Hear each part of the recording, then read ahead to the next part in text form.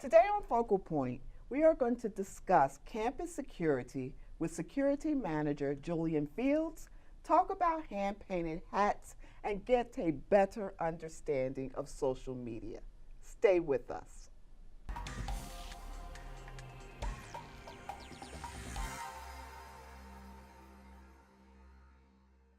Hi, welcome to Focal Point on CCP TV, the Emmy-nominated educational channel of Community College of Philadelphia. I'm Darlene Muntz, a student in the Communication Arts curriculum. I'm here with Mr. Julian Fields, Manager of Campus Security. Thank you, Darlene. It's good to be here. Good. Mr. Fields, tell me, what are some of the everyday processes for security here at CCP? Well, there are a lot of processes and procedures and policies that we actually have in place that regulate security. All important. One of the most things that we have to be aware of is to make sure that we're vigilant, make sure that we are a deterrent. So we make sure that our officers are highly visible. We make sure that they are trained and astute in awareness of impending incidents and threats. And so when you say that, you should be a little bit more specific because there are a lot of factors that are involved with that. Okay. So patrol is a really big one. We make sure that when students and anyone actually entering into the buildings are supposed to be here, that they are in fact faculty, staff, or members of the college community. If someone who is on campus is not supposed to be here, then that kind of raises a little bit of concern within the Department of Security. What rules do your staff have to follow, or is it a general format set up by the needs of the college? Well, it's a bit of both. It's a combination of both. Again, campus security is regulated by guidelines that are established in accordance with the college community needs. And so we then institute regulations or policies that force our security to abide by those rules. And so we have a set of policies that specifically state exactly what the process and the procedure is for doing specific or attaining specific objectives. We try to implement a really high level of guidelines that we have, which helps us in instances such as litigation and things of that nature, and also helps us to provide the safest environment for the campus community. And when you see campus community, it's all encompassing. So you're talking about visitors, faculty, staff, it's all encompassing. Good. If there is an emergency situation, yes, do the procedures change? Yes.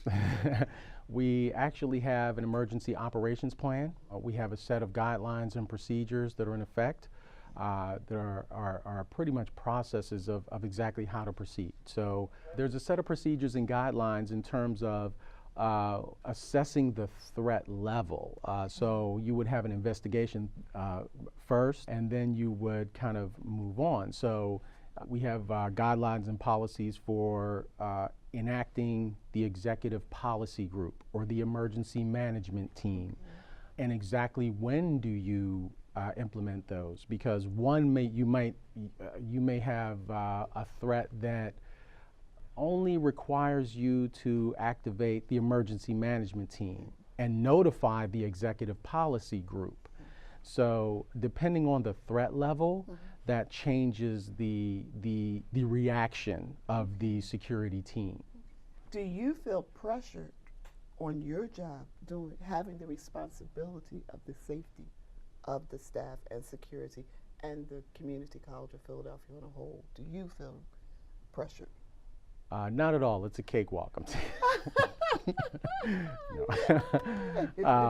There's a lot of pressure, but I think pressure comes from not having procedures and processes in place. I would be more nervous if we weren't proactive and didn't establish a set of rules and guidelines. Now, of course, those things change, and they change based on society, based on the threat, based on exactly what type of incident it is. And so, but I think that you're more caught off guard if you haven't been proactive and you haven't assessed the nature of your institution, the community surrounding it, and it's kind of like a spiral. So you start at your initial immediate organization, and you move out to the community and surrounding areas, and then you move out further. And so we're really tactical in terms of in terms of protecting our college community. Oh my goodness, what a great answer.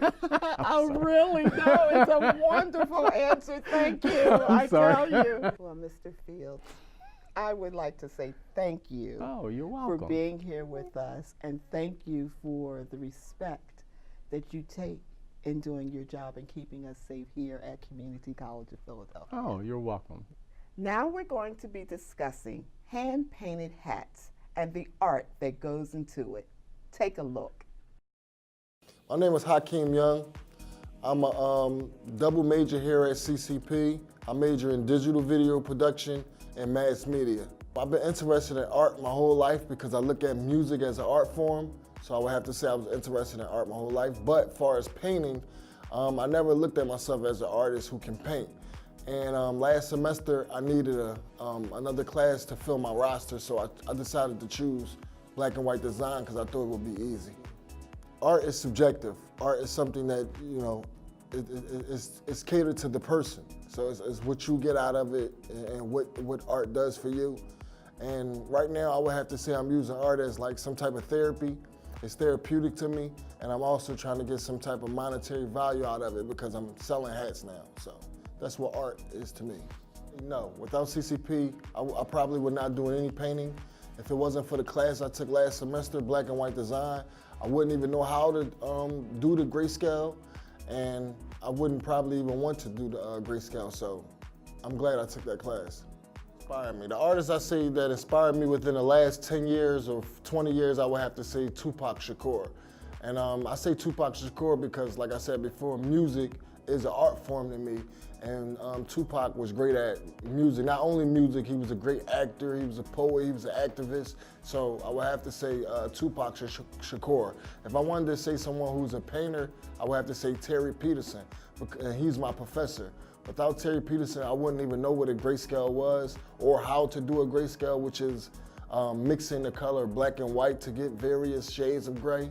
So I would say Terry Peterson, he pushes me and he makes me want to do more, so thanks to my professor. My first design that I did is called the grayscale, and I choose to do the grayscale because that's what I learned in my black and white design class.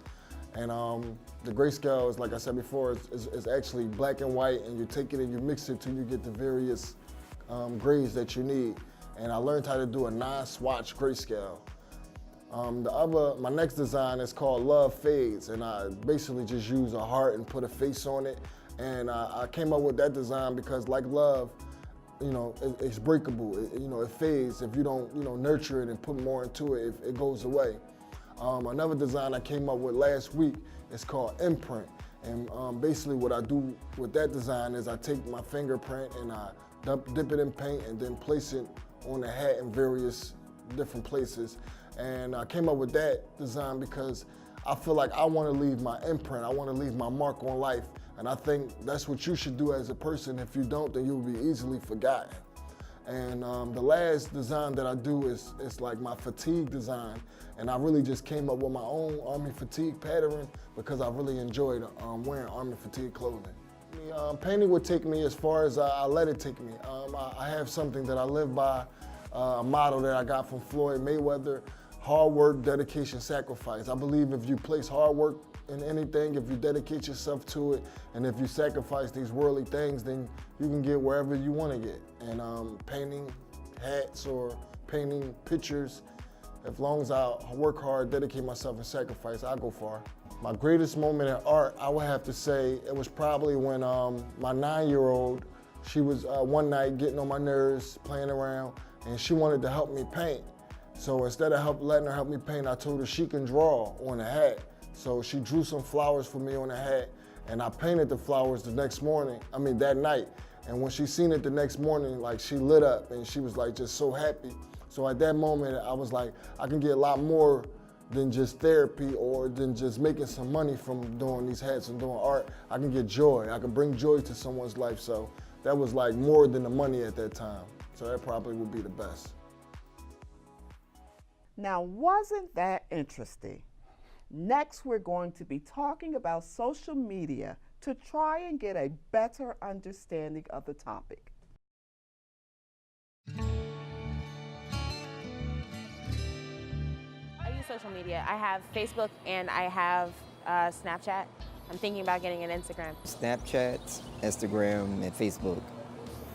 Mostly Instagram and Snapchat. Facebook, Instagram, Twitter, Tumblr. Snapchat is more for like the social stuff, talking to friends, texting them, sending them photos. I use it strictly for business. I have Facebook, Twitter, Instagram, Snapchat, and WhatsApp. Instagram, Twitter, and Facebook, and also Snapchat now. I maybe go on Facebook. I rarely use Snapchat, Twitter. I might take a look at Instagram for like 10 minutes. It's a tie between Facebook and Twitter. You can in touch with your friend. You can find good recipes. I mainly use it to learn more about politics and what's going on in the world. I do photography, but it's also a means of promoting my writing as well.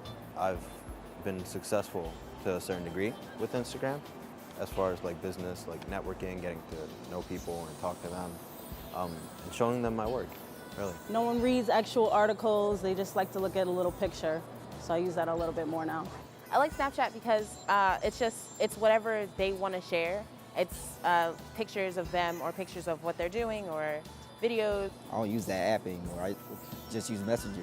It's very good, 100%, because it's easy to find answer for all your questions about everything, not just the photo, not just everything. I have a clothing brand, so I use it to post pictures of models and I like photo shoots I've done and like commercials. So I constantly post, and then that's how I basically get my customers from there too. I think because I actually have like more sales on my Instagram than my website. I do create art on the side, and I do send most of the pieces that I create through Twitter. The disadvantage to IG, which I do use frequently, is you have to be on there in order to gain followers. So you have to be active. You can't just promote once and think like that'll be enough. It doesn't affect me in any way, so it's not on my mind every day, all day. So I don't feel the need to be a part of something if it doesn't like have any effect on me. It doesn't make any sense to me. No, I don't think I've ever used Facebook as a news source. I didn't even know it had news on it, to be honest. Social media corrupts a lot of people's minds, especially those who are gullible or don't have the power to decipher certain things or resource to so I don't really feed into social media. People are always talking about how their life is their privacy and you should leave them alone. But once you put something on social media, your Fourth Amendment rights are now invalid. You can't use that anymore. Once your business is public, it's public and it's not your personal business anymore.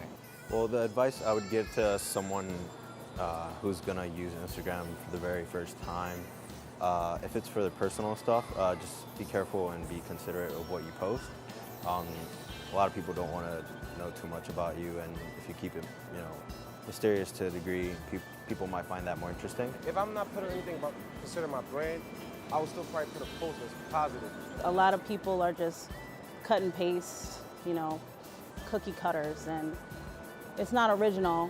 It may be an improvement here and there, but it won't last if it's just a fad. And if you were looking to have some longevity, you definitely want to be specific in what you offer.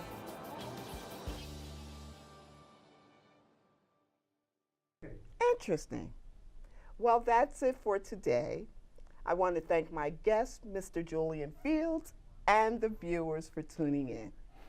You have been watching Focal Point, the Community College of Philadelphia magazine show on CCP TV, the Emmy-nominated educational channel of Community College of Philadelphia. All segments for Focal Point are produced by the students in the digital video production curriculum.